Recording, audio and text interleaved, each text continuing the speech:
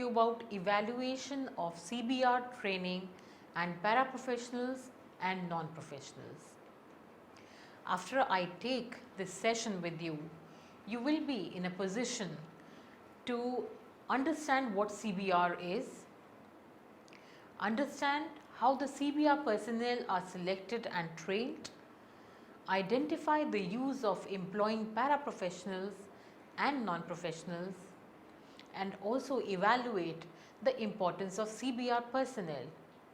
First and foremost, what is CBR? CBR is the short form of community-based rehabilitation. Let me give you an introduction now. Community-based rehabilitation, or CBR, is a way of aiding the physically or mentally disabled individuals by empowering them as well as their families to work for a better life. For this purpose, community volunteers and assistants are trained to provide rehabilitative services to the unfortunate and in the process help them to overcome this misfortune.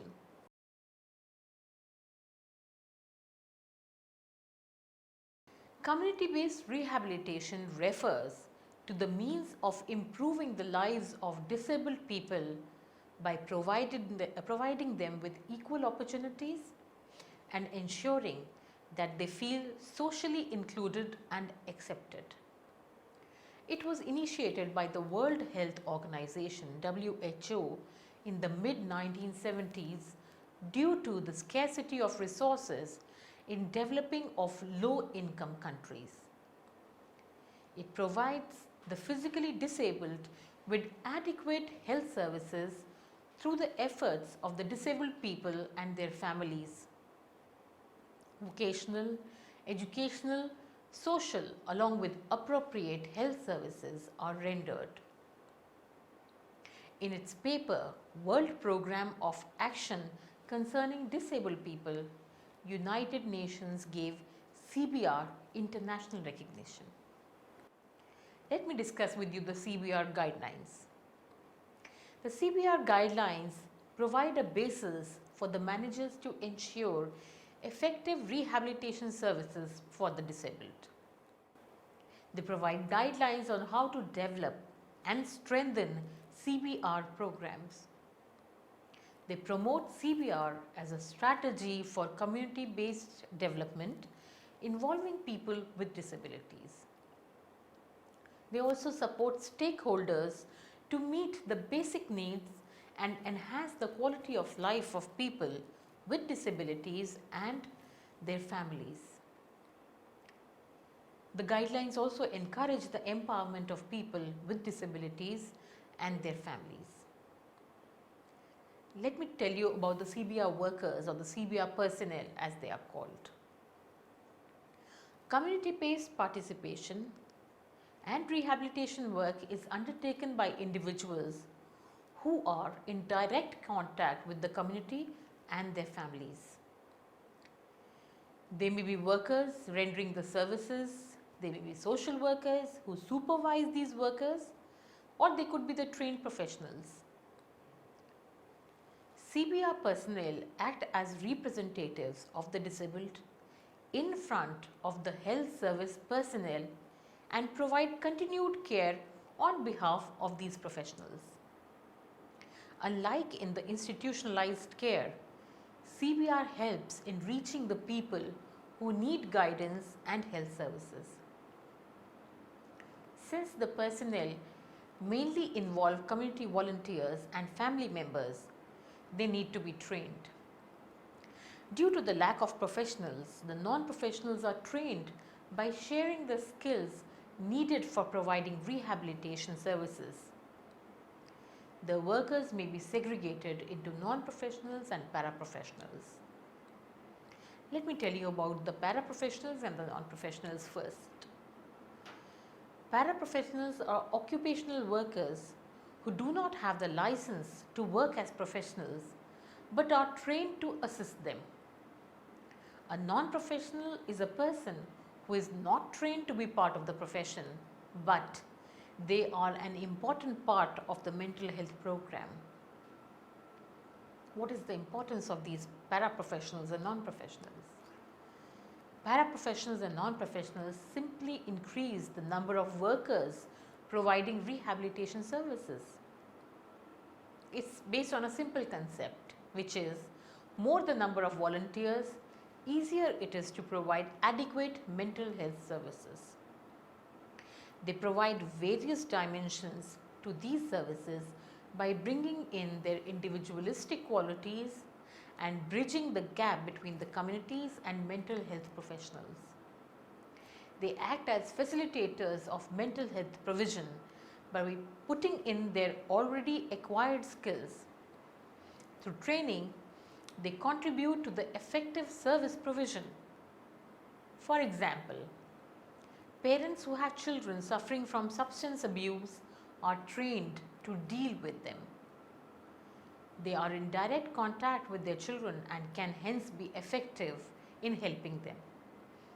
In fact, I feel they can be very effective because the direct contact with the children and in the 24/7 care can be most beneficial.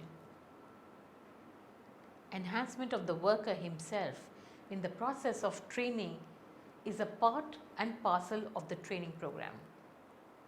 He or she learns the skills to deal with the community problems. This makes the worker grow as a person. There are groups which are run by people who have suffered from a problem before and are now helping others to deal with these problems. Reisman in 1965 has called this the helper therapy principle. There may be a chance of getting employed as a professional through training and practice. For example, interns working at the hospitals are getting acquainted with the skills required for treating mentally or physically ill people. Let me tell you a little about the non-professional programs. There are student volunteers in mental hospitals. This involves college students working for psychiatric hospitals who provide direct and adequate care to the patients. They are mainly involved in the clerical work and are not in direct contact with the patients. Women as counselors. For mature women, this may act as an alternative career option in which they may provide inexpensive guidance to those in need of help. College students as therapists for boys. Instead of a clinical setup, boys who are dysfunctional are accompanied by college students who involve with them through conversations and other activities. Moving on to personnel training. The CBR workers are usually servicemen who need meaning and enthusiasm in their lives and want to work for the betterment of their communities. They are selected on the basis of psychological tests and interviews, and those acquiring qualities like sensitivity to social issues, or they have social skills and they are stable-minded. These qualities are utmost essential, and the people with these qualities of sensitivity and stable-mindedness are the ones who are selected. Zaks and Coven in 1967 selected housewives for their school project who had warmth and were comfortable in handling children. Goodman in 1972 provided a procedure, Group Assessment of Interpersonal Traits, or it was known as GATE, G-A-I-T, in which 7 to 8 applicants observe and rate each other. There is a disclosure who mentions an interpersonal concern, and there is an understander who listens. Then the disclosure statement is reread to assess whether the understander and the disclosure are on the same page or not. Now this is repeated until all the applicants have taken up the role of a disclosure and an understander at least once. So, the selected personnel are chosen mainly on the basis of their personality traits. For the purpose of training, not only the social skills are improved, but Counseling skills are also worked upon. Through group training, readings and practice, the non-professionals and paraprofessionals are trained to work for CBR. Now there have to be certain drawbacks of using non-professionals and paraprofessionals. Let me highlight those. Number one, he or she is not equipped with the required skills of rehabilitative services. They want quick changes which may not happen. Number two, they may be trained but they are still not professionals and hence may not get well-paid jobs due to lack of employment opportunities. Number three, the excitement may lead to impulsive behaviors and he or she may not understand the importance of detachment. These positive qualities may sometimes backfire. Sometimes the training may not empower the individual to compete against people who have gone through intensive training in the same field. They may not have secure career. Looking at the better side or the positive side is the contributions of paraprofessionals and non-professionals. They may take up various mini tasks and relieve the professionals from these small tasks. They accompany the disabled individuals through the stages of recovery. They may work like a professional but not without supervision. Let me do an evaluation of CBR. The outlines of evaluation of CBR are number one. First, you need to understand what is evaluation of CBR. We all know that evaluation word means assessment. Now, a working definition of evaluation of CBR refers to a standard to make objective judgments on the activities and outcomes of CBR program and the rehabilitation efficacy of people with disabilities in line with the goals, strategy, action plan, implementation of CBR program and the rehabilitation training scheme of the consumer. Generally speaking, there are three types of evaluation: goal evaluation, process evaluation and outcome evaluation. Relevance, effectiveness, efficiency, sustainability and impact are the core factors that should be considered in the evaluation of CBR. Moving on to its relevance. Does the program meet the needs and offer comprehensive rehabilitation services to people with disabilities and their families, or is it relevant to the program goals? Effectiveness. Does the program achieve its objectives both in terms of quality and quantity? And does it make satisfactory result in service coverage and the rehabilitation efficacy of people with disabilities? The next is efficiency. Does the program make the maximum outcome with minimum income? And does it use the resources in the most efficient manner? Next point is sustainability. Can the program continue once the external assistance is withdrawn? And next is impact. What effect has the program had on the social settings, economic development, rehabilitation technique and institution, etc.? What is the need to evaluate a CBR program? The needs are: number one, to assess the pertinence, implementation process, effectiveness and efficiency in accordance with the action plan of the CBR program. Number two, find out the changes happened in community development, attitude and sense to disability and rehabilitation, etc. Number three, judge whether the CBR service provided is effective, feasible, economical and also practical. Number four, assess the cooperation between the sectors of the community with implementation of CBR program, the approval, acceptance and participation of the community leaders professionals, disabled people and their family members. Identify whether the disabled people have achieved the rehabilitation goals.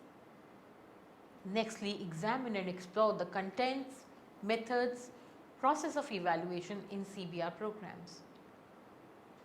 Followed by systematically collect, analysis and interpret information about the activities and outcomes of CBR programs in order to provide scientific basis for community leaders and the person concerned. In other words, the evaluation is a process of learning experience, drawing a lesson, revising plan and improving the ongoing program. A course of changing the evaluation management from traditional and experimental way to the modern and scientific way, as well as a good chance of remobilization and re-guidance. How does one evaluate the CBR program? For achieving the evaluation purpose that I have talked to you earlier, it is necessary to follow the principles of evaluation and take appropriate evaluation measures. Now these measures are: number 1, self-evaluation. The evaluators are said to be those who are inside the program or know the program very well. For example, program administrators, executors, target people, service consumers, etc. They are familiar with the program and can make contribution to the evaluation activities. Number 2, mutual evaluation. The evaluation is made between or among 2 or more CBR programs. The evaluators come from outside their own community. They can exchange experiences, draw on each other's advantages and avoid disadvantages. Higher authorities evaluation. The evaluation made by superior level departments that are in charge of the program. Therefore, the programs can get understanding, support and suggestion from their higher authorities directly. The next is external evaluation. The evaluation is carried out by the organizations and persons from outside the country or the community. Outsiders can take a fresh look at the program and will not be personally involved. So, the evaluation may be more objective. Each type of evaluation has its own strengths and limitations. However, they should all be guided by the following principles. Number 1, they should be based on facts. Number 2, they should be comprehensive. Number 3, they should include both qualitative and quantitative aspects. And number 4, they should include archival data and first-hand field findings. Now, when should the evaluation be done is also very important. As you all know that the development of a CBR is an ongoing process. For reaching the goals of a CBR program, there is a need for implementation to be in phases. Therefore, each phase's evaluation not only has to identify the CBR program for the particular phase, but also improve the program's work for the next phase and draw on the experiences and lessons for achieving the final goals of the CBR program. There are many factors relating to the realization of rehabilitation goals for the disabled people.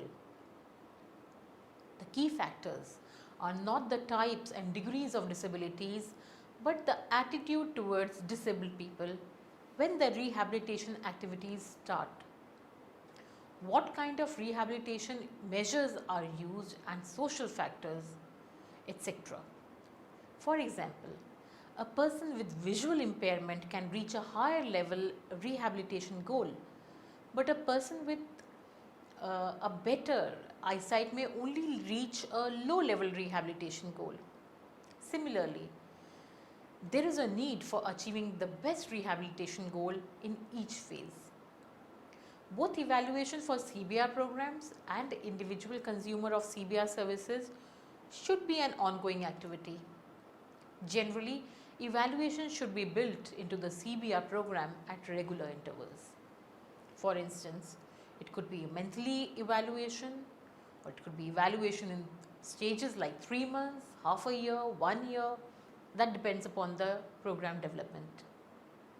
It could also be a mid-time evaluation. It is essential to evaluate CBR program during the mid-time period.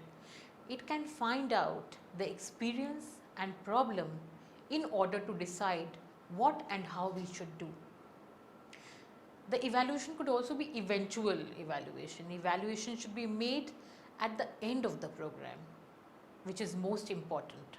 It should be detailed and overall of the evaluation activities takes place. Evaluation has to be follow-up evaluation as well.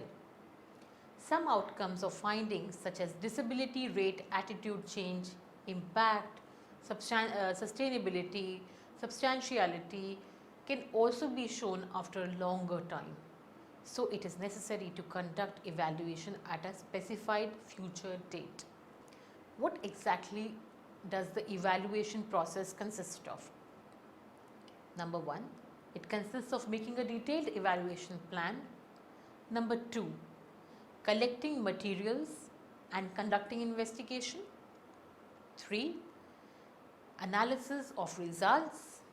4, making the evaluation report and giving suggestions. And 5th, feedback of results and putting them into practice. Let me summarize what I have taught you. Community-based rehabilitation, or CBR as it is called, is a strategy for enhancing the quality of life of disabled people by improving service delivery, by providing more equitable opportunities, and by promoting and protecting their human rights. It calls for the full and coordinated involvement of all levels of society, community, intermediate and national level. It seeks the integration of all the interventions of all relevant sectors, which are educational, it could be health, legislative, social and vocational, and aims at the full representation and empowerment of disabled people. It also aims at promoting such interventions in the general system of the society, as well as adaptations of the physical and psychological environments, which will facilitate the social integration and the self-actualization of disabled people. Its goal is to bring about a change, to develop a system capable of teaching all disabled people in need, and to educate and involve governments as well as the public.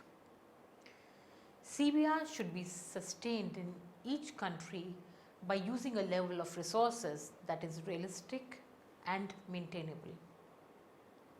It can be said that CBR is a method of bridging the gap between the more fortunate and the less fortunate members of the community. It involves training of volunteers and family members so that they can aid the physically or the mentally disabled people. At the community level, CBR is seen as a component of an integrated community development program. It should be based on decisions taken by its members. It will rely as much as possible on the mobilization of local resources. The family of the disabled person is the most important resource. Its skills and knowledge should be promoted by adequate training, supervision, using of technology closely related to local experience. The community should support the basic necessities of life and help the families who carry out rehabilitation at home. It should further open up all local opportunities for education, functional and vocational training, jobs, etc. The community needs to protect its disabled members to ensure that they are not deprived of their human rights. Disabled community members and their families should be involved in all discussions and decisions regarding services and opportunities provided for them. After all, they are the first party. The community will need to select one or more of its members to undergo training in order to implement the program. A community structure or a committee should be set up to provide the local management. It ensures that the low-income countries are provided with effective health services in order to empower them. Therefore, CBR is as effective as institutionalized care and has the added advantage of training the community members to reach the weaker sections of the community.